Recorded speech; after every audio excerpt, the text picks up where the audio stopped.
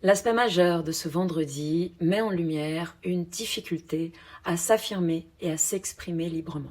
Mercure en Capricorne forme un carré, un aspect de tension à Chiron rétrograde en Bélier. Une parole, un mot, peut venir nous percuter par sa rigidité, sa froideur, son ton jugeant ou autoritaire, et toucher une vulnérabilité déjà présente. Face à des échanges distants ou sévères, il peut devenir difficile de trouver les mots justes. Une forme d'inhibition peut apparaître. L'expression se fige, le corps se tend, et nous risquons alors de nous rigidifier à notre tour, de durcir notre manière de communiquer. La journée invite pourtant à ne pas rester au premier degré de la blessure.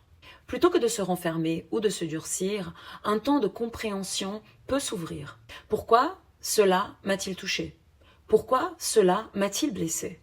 Quelle part encore sensible, encore tendre a été réveillée? Observer ces zones fragiles permet de sortir de la réactivité et d'entrer dans une écoute plus fine de soi.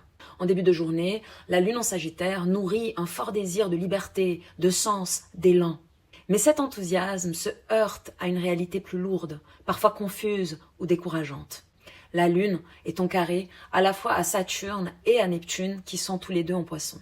Les émotions sont vives, la sensibilité accrue, et l'écart entre l'idéal attendu et ce qui est réellement vécu peut être déstabilisant. Plus l'attente est élevée, plus la réalité peut sembler rude. La journée invite alors à revoir un peu notre idéal, à relâcher cette exigence et revenir à l'écoute de ce qui fait encore mal, sans jugement.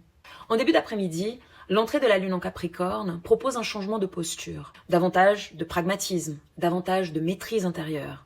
Si ce mouvement est accompagné consciemment, il devient possible de prendre de la hauteur et de comprendre ce qui se joue en profondeur. À défaut, le risque est celui d'un repli émotionnel, d'une fermeture ou d'une rigidité défensive. Et cette journée nous rappelle une chose essentielle. La véritable solidité ne naît pas de la dureté, mais de notre capacité à reconnaître nos zones sensibles et à leur offrir un cadre juste pour s'exprimer. Aujourd'hui, quelle blessure pourriez-vous écouter autrement, sans vous durcir ni vous renfermer? Dites-le en commentaire.